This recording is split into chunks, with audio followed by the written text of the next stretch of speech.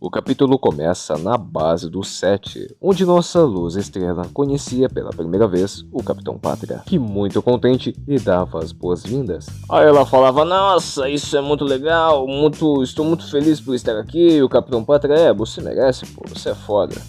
E até que eles estavam tendo uma interação até que interessante, muito legal. A nossa luz estrela falava com muito orgulho que esteve nos Jovens Americanos e agora estava no 7.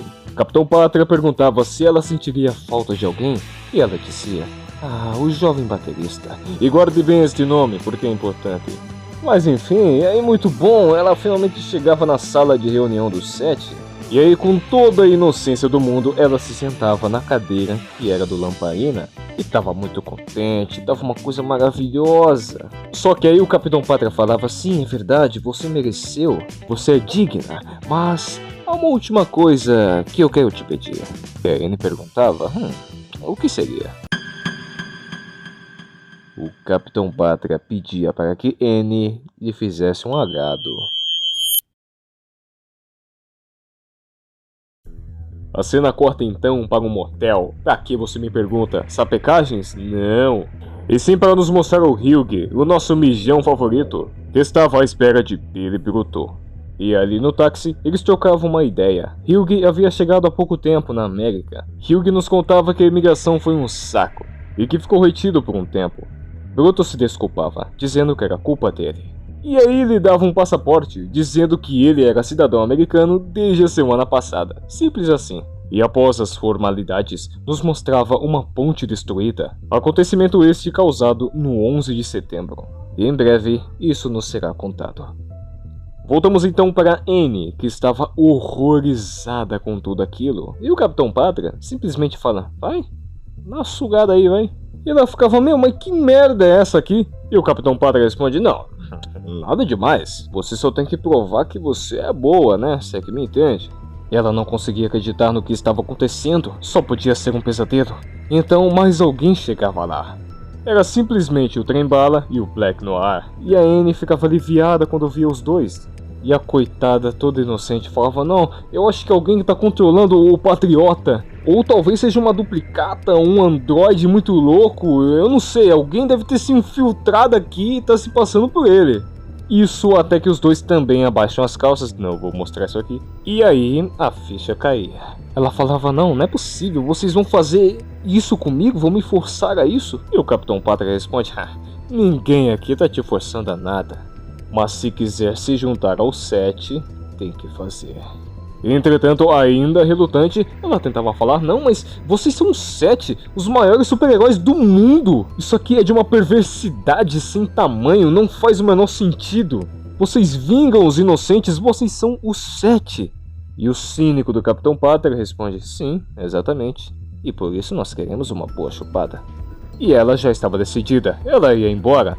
Porém, o Capitão Pátria disse: boa sorte com os caipiras então. Se não vai ficar aqui, vai ficar com eles. Mas aquele era o seu sonho. E não teria outra oportunidade como essa.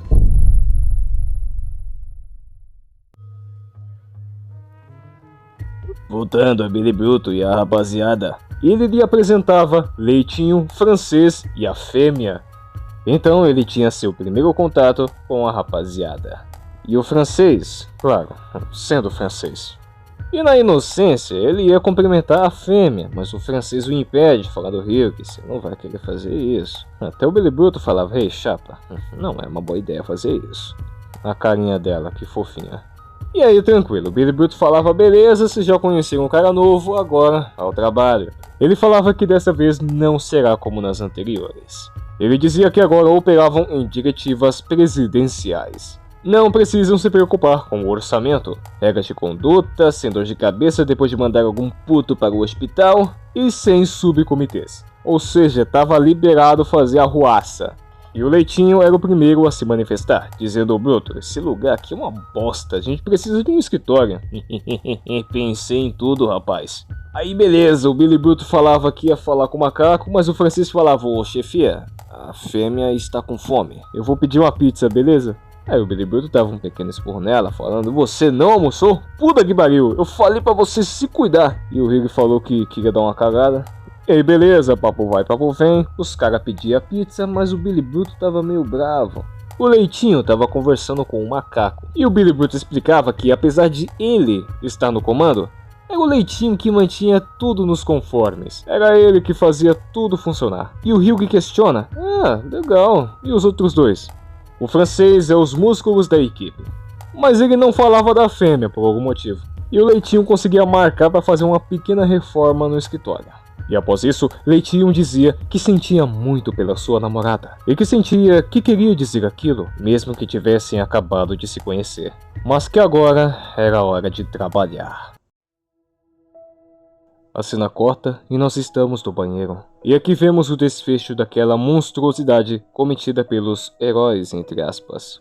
Entretanto, quando saía, se encontrava com Rainha Maeve, a Mulher Maravilha deste universo. E pô, a coitadinha fica muito feliz quando vê ela, fala: nossa, a Rainha Maeve, a Imperatriz do Outro Mundo!